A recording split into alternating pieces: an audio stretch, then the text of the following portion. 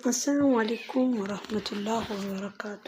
ውድና የተከበራችሁ የውሄ ቤተሰቦች እንዴት ናችሁልኝ? ሰላም ናችሁ?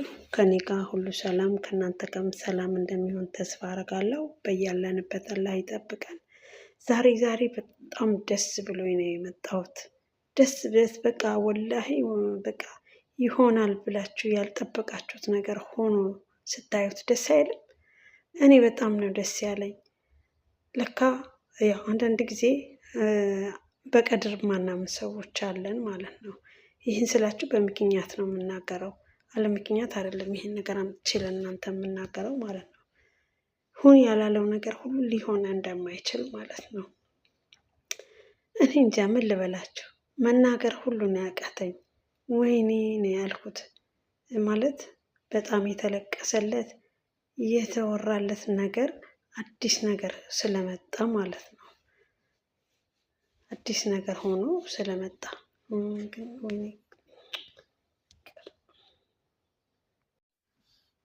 እና በቃ ምን ብዬ ልንገራችሁ? ወላሂ በጣም ነው የተደሰትኩት። በጣም ነው የተደሰትኩት።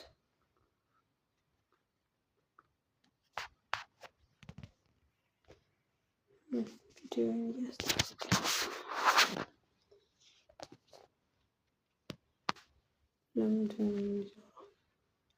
እና በጣም ነው የተደሰትኩት። ምን ልነግራችሁ ፈልጌ ነው መሰለኝ፣ የሌላ ሰውን ታውቋታላችሁ።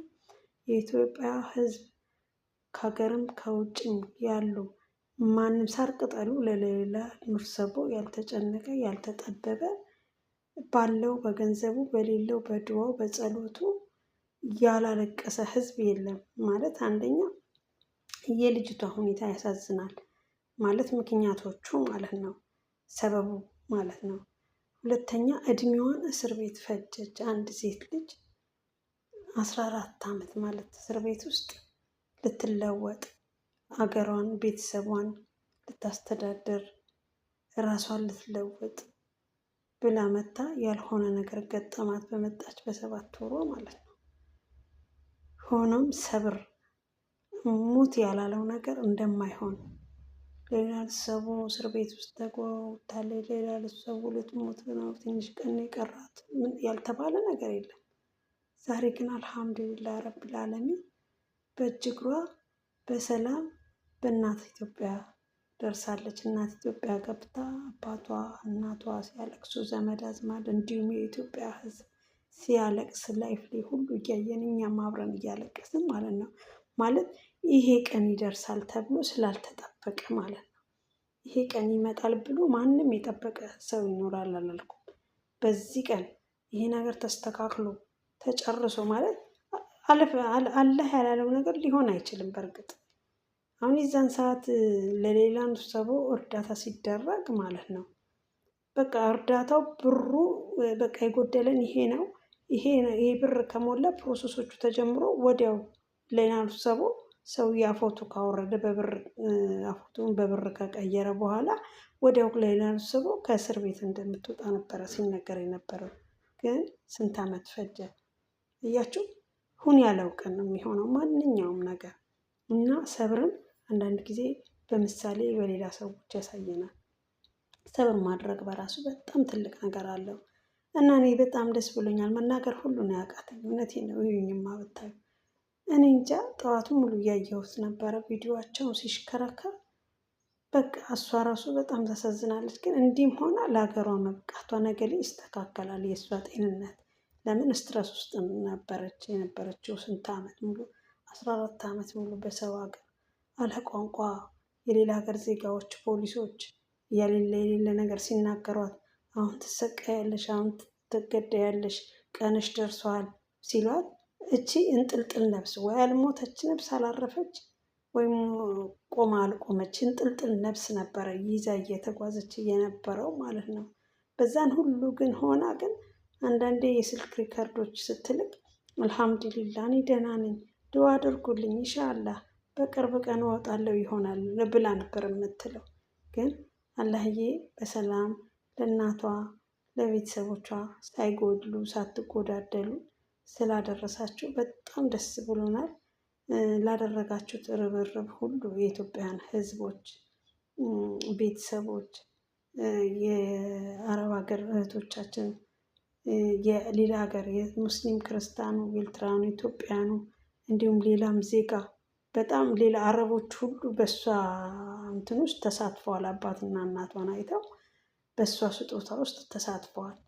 እና ሁላችሁንም ላደረጋችሁት ነገር አላህ ጀዛችሁን ይክፈላችሁ። የሰው ልጅ መቼም አይከፍልም።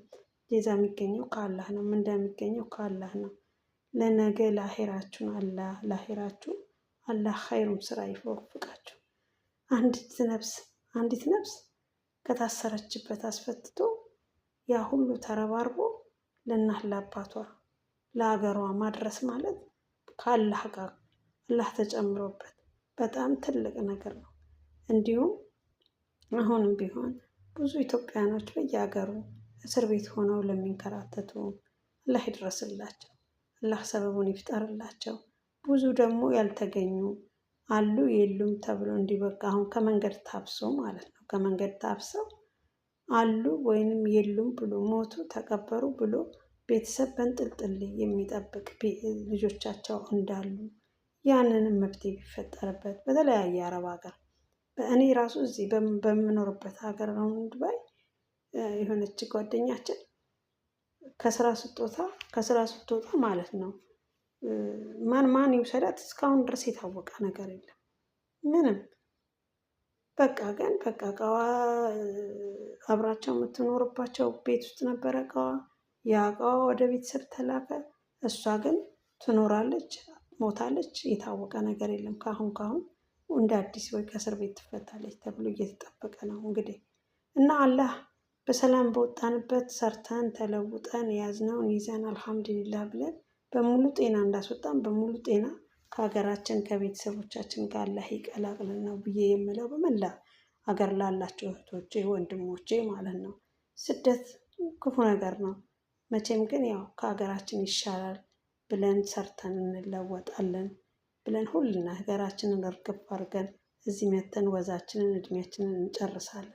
በዚሁም የቀሩ ብዙ እህቶች አሉ፣ የሞቱ ብዙ እህቶች አሉ፣ ሬሳ የተቀመጠ አለ። በጣም በቃ ስለ ስደት ሲወራ ተደልቶ የሚኖረው ይመስላል። ከውጭ ሆኖ ሰው የሚያየው ሰው ደልቶን ተመችቶን የምንኖር ይመስላል።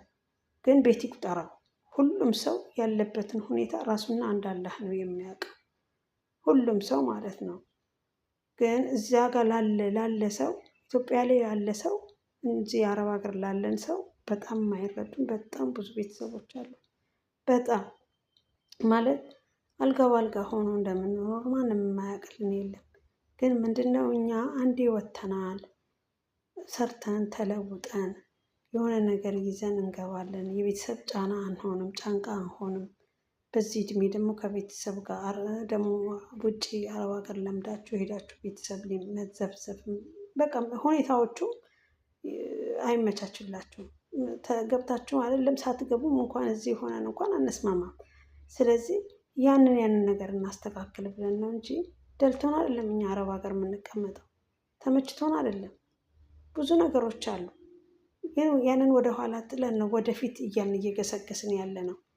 ብዙ ነገሮች ቀን በቀን የሚሆነውን ነገር ብንሰራ ጥሩ አይደለም። ለምን? ለአላህ ምስጋና መስጠት ስላልማያስፈልግ ባለፍንበት ነገሮች ሁሉ መማር መቻል አለብን። እችም ስታልፍ ነገር ይላቀነች እያልን ካላሳለፍናት ፈተናዎች እየጨመሩ ነው የሚመጡት። ስለዚህ በነበረው ነገር ሁሉ አልሐምዱሊላህ ብለን ያንን ነገር ስናልፈው ሊያሳልፈን ይችላል። አሳልፎንም ይኸው እዚህ ደረጃ ያደርሶናል እንጂ ስደት ሁሉ ሰው እንደሚያውቀው ተመችቶት ምናልባት ሙቀቱ አቅርቶን ሲያዩ የተመቸን ይመስላል። አይደለም። ብዙ ነገር አለ። ለሰው የማይነገር ለአላህ የሚነገር በጣም ብዙ ነገሮች አሉ። በጣም እንዴት ሆነን እንደምናሳልፍ እንዴት ሆነን እንዲሁም ደግሞ ከመቶ 10 ደግሞ በጣም ጥሩ ቦታ የሚያጋጥማቸው አሉ። ጥሩ ቦታ አጋጥሟቸው እንደፈለጉ እረፍት ኑሯቸው እንደፈለጉ እየወጡ ራሳቸውን የሚያድሱ አእምሯቸውን ክሊን የሚያደርጉ የሚያጸዱ አሉ። እንዲሁም ደግሞ የውጭውን ፀሐይ የማያዩ ስንት አሉ። ያ በራሱ ስትረስ ያመጣል። ያ በራሱ ጭንቀት ያመጣል። እስር ቤት በሉት። በቃ ስራችሁ ስራና ስራ ከሰው ማትገናኙበት ምንም። እንዲሁም አንዳንድ ጊዜ ዋይፋይ የማይሰጡበት ቤቶች አሉ። ስልክ የማታወሩበት እንኳን የረገንዶ ስልክ ራሱ የማይፈቀድበት ቤት አለ። በእርግጥ አሁን ነገሮቹ እየተስተካከሉ ነው፣ እንደ በፊት አይደለም አረብ ሀገር። ለምን የሴቶች መብት የሚባል አለ፣ ሰራተኛና አሰሪ መብት የሚባል ነገር አለ። እናንተ አክቲቭ ሆናችሁ የሆነ ችግር ሲደርስባችሁ ስልክ ካልያዛችሁ ደግሞ ችግር ነው። ስልክ ሳያዛችሁ ግን መጀመሪያ ስትገቡ እናንተ ራሳችሁን አሳምናችሁ ራሳችሁን ቴክር አድርጋችሁ ነው መግባት ያለባችሁ። ለምን እኛ ቤተሰብ ማውራት እንፈልጋለን። ስልክ የማይፈቀድ ከሆነ አልፈልግም። ከቢሮ ገና ይዛሽ ስትመጣ ወይንም ከሰው ላይ ስታመጣሽ ስልኬን ስራዬን ስጨርስ አወራለሁ። ልጆች አሉኝ፣ ቤተሰብ አለኝ፣ አወራለሁ። መብቴ ነው ይሄ። በዚህ የምትስማሚ ከሆነ እሄዳለሁ፣ ማትስማሚ ከሆነ አልሄድም ብላችሁ ራሳችሁን ካሳመናችሁ ኦኬ። አንዳንዶቹ የገጠር ልጆች አሁን ያው ስልጠናም ተጀምረዋል። አንዳንዴ ግን እየተሸወደ ይመጣል። አሁን ላይ ደግሞ ዱባይ ትንሽ ጠንክረዋል። ግን ዝም ብለው ይመጣሉ። ቁጭ ካሉ በኋላ ስራ ይገባሉ። ስልክ የላቸው ምን የላቸው፣ መጠግረር ነው። ደሞዛቸው የማይሰጣቸው አለ፣ የሚሰጣቸው አለ። ያ ምንድነው? ኢንፎርሜሽን ካለማወቅ የተነሳ። ኢንፎርሜሽን አውቃ የገባች ሴት ስልክ ካላት በስልኳ ጫር አርጋ ሰራተኛና አሰሪ የመብት ተከራካሪ አለ፣ ችግሯን እዛ ጋር ትናገራለች። ወዲያው ከፊሏ ጋር ይደወላል። ስርዓቱን ይዞ የሚፈልጋት ከሆነ ያሰራል፣ ማይፈልጋት ከሆነ ያስቀይራታል። ይሄ ነው ማለት ነው። ስለዚህ አሁን ላይ ትላንትና ከነበረው አረብ ሀገራት አሁን ላይ የተሻለ ሆነዋል በመብት ጉዳይ ማለት ነው። ዋና እናንተ ስራችሁን ቀጥ ብላችሁ መስራት ነው የሚያስፈልገው። ትልቁ ነገር ስራችሁን ማክበር ነው። ከሀገር የወጣሁበት ዓላማ ምንድን ነው?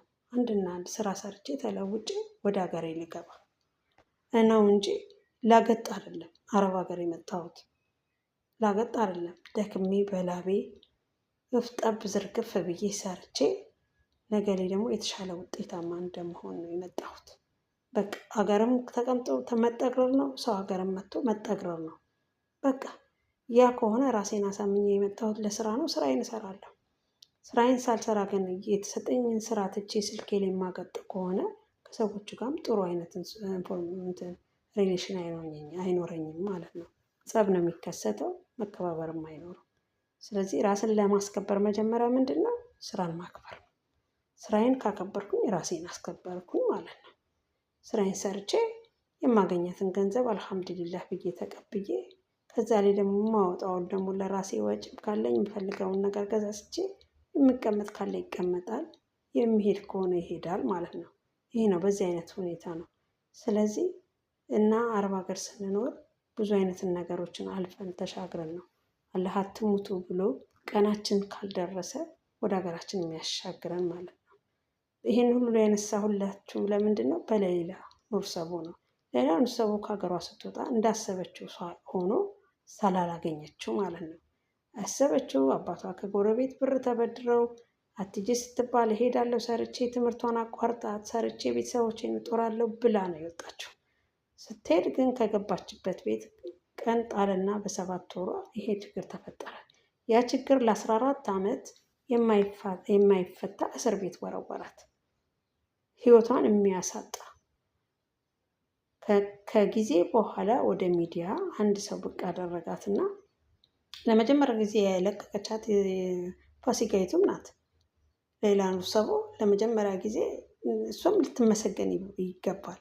ለመጀመሪያ ጊዜ ወደ ሚዲያ ለሌላ ኑር ሰቦ እንድረስላት ጥሪ የለቀቀችው ፋሲካ ነች። ሆነም ተሳካ። በመሀል ያው ግርግሮች ቢበዙ መጨረሻው ግን ሆነ ማለት ነው። ሊነጋጋ ሲል ይጨልማል የሚባል ነገር አለ አይደል? እና አልሐምዱሊላህ ረብል ዓለሚን አልሐምዱሊላህ ረብል ዓለሚን አልሐምዱሊላህ ረብል ዓለሚን። ወላሂ አሁን እናትና አባቷን መታ አይታ ብትሞት እንኳን አይቆጭም። እነሱም አይተዋት ብትሞት እንኳን ቀኗ ከደረሰ ከአልሐምዱሊላህ በላይ ምንም ነገር ሊደረግ የማይችልለት ጌታ ማለት ነው። ለምን እዛ ሰው ሀገር ውስጧን ሳይታወቅላት ናፍቆት እያቃጠላቸው ሁለቱም እናትና አባት እሷም እዛ ብትቀር ታሳዝን ነበር። ግን አላህ ቀኗ ስላልደረሰ ቀኗን ጠበቀና እዚህ ጋር ደርሷታል። ዛሬ አገሯ ገብታለች። ነገ ወይንም ዛሬ ቡታጀራ ነው ከቡታጀራ ወደዛ ኢንሶኖች እዛ ስትገባ ደግሞ በእልልታ ይቀበሏታል። ከሁሉ ቦታ በእልልታ ነው እየተቀበሏት ያሉት ሌላን ማለት ነው። እና እኔ በጣም ደስ ብሎኛል። በጣም ነው ደስ ያለኝ፣ ወደር የለውም። እኔ እንጃ ሁሉም ሰው ተደስቷል።